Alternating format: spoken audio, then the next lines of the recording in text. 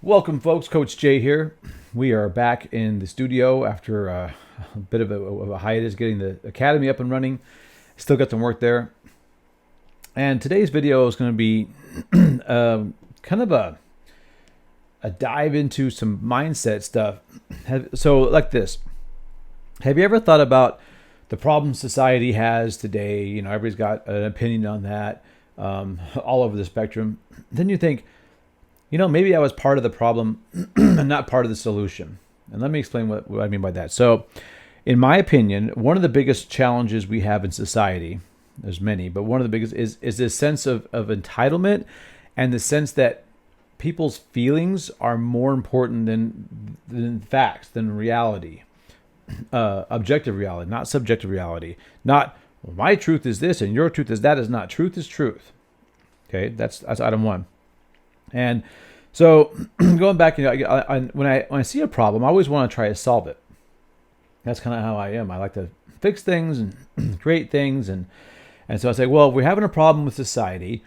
How did it get there, and what can we do? Then I start realizing, what? I think I was part of this problem. So back in the 90s, well, I guess it actually started before then, but when I started teaching martial arts. Teaching children was a new thing. Teaching martial arts to children, not teaching children in general. And the way martial arts instruction worked before that was basically, you showed up for class, your instructor told you what to do. If you made mistakes, he corrected you or she corrected you, and then you would, you would make the corrections, and then if you did it right, then you're like, oh, cool, you got it. That's how it used to work. I remember distinctly doing training seminars and going to workshops for teaching kids. And there was a concept that came out. It's called PCP. I'm sure it's probably around before then, but it was, this is where I first came across it. And PCP, not the drug. I don't even know what it's phenyl something, blah, blah, blah. It stands for praise, correct, praise. And it works like this. Let's say you're in my class and I notice you're having a problem with a round kick. I'll be like, hey, Timmy, you have a lot of power on your round kick. I'd like to see you pivot your base foot a little more. Try that. That's it. Now you're looking strong. Okay. Now, there's nothing really wrong with that. But the concept is I'm going to start with praise because I don't want Timmy to feel bad that he's making a mistake. Now, he might be aware he's making a mistake. Maybe he doesn't know he's making a mistake. But if I bring up the point, like, hey, Timmy, you're not pivoting your foot enough, and start with that, then it's like Timmy might be hurt emotionally, not physically. And so we don't want that. And so we got in the habit of and this is still taught today. I still see instructors doing this today, of like a correction sandwich. Like, all right, I'm gonna say something. So I'm gonna find something good about what he's doing or she's doing, because I really want to correct something, but I want to make sure their feelings are intact. So first I'm going to go and make sure their feelings are good, and I'm going to, ask them in, a nice way. Go, hey, I like the way you're doing X. I'd like to see you fix Y. There you go. Now you're looking strong. So it's this PCP, and I didn't see anything wrong with that. In fact, it made a ton of sense, especially working with kids. But really, we do it with adults too. And when you prioritize the feelings, there's a couple of problems. One is people start to expect that their feelings matter more than what's happening in the real world. that's the in my opinion, the bigger problem. The second problem with this concept is that when you are always prefacing correction with praise, now every time you say something good, there's this thought like, are they really praising me, or are they just softening the blow?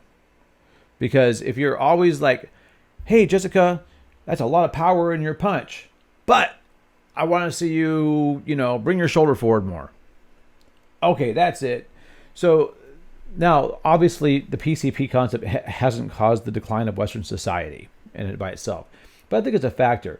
And I'm going to do some more work on this this kind of a topic, because I believe first of all, I believe there's always hope. I am an incredibly optimistic person. As an entrepreneur, you need to be very, very optimistic. Otherwise, don't be an entrepreneur. You will be very disappointed all the time.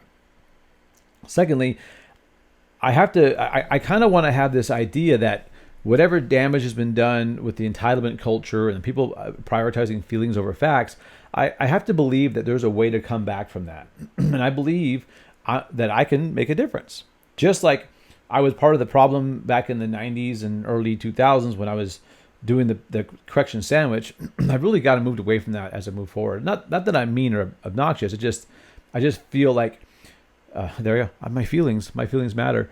I just think that we need a little bit less of feeling first, and sometimes you just need to get to the point, and you need to solve a problem.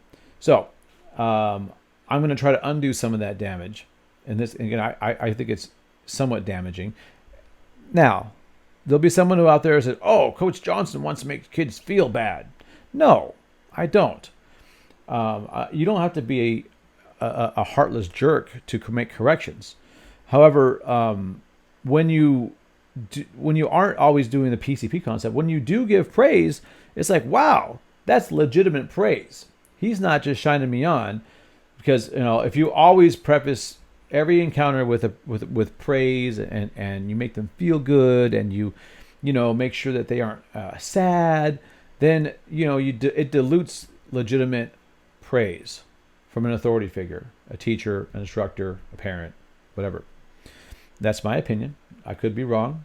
I'm sure there are many psychologists out there who feel I'm very wrong, and just there's many psychologists who feel I'm right. But my mission today is to undo some of the damage that I personally am responsible for throughout the 90s, where I prioritize feelings over facts. And this has led to a culture, not me personally, but this concept has led to a culture where people today are offended over everything because their feelings weren't prioritized. I might point out an objective fact. Hey, this thing is not working. This is not a good situation. Like, oh, but I feel offended because this hurts my feelings because I believe in this thing and you tell me it's not working. So, you are whatever ist you want to put there, because there's lots of them. So anyway, Coach Jay today, I don't know if I'm going to make you any happier or healthier or harder to kill, but that's my ultimate mission. And I'm going to try to role model a positive attitude, but putting facts before feelings.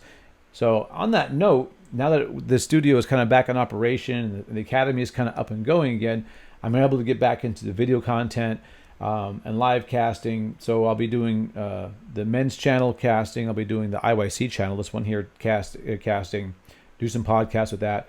And I'm going to put out a podcast just for myself, Coach Johnson. It's going to be, I think I'm going to call it Real Things, Not Feelings. So we'll see how that goes. If you have any opinions on that, let me know. But Coach Jay out. Hope you're having a great day. I want to make you happier, healthier, and harder to kill. But I really believe facts are more important than feelings. Yes, even your feelings. All right, talk to you soon. Bye.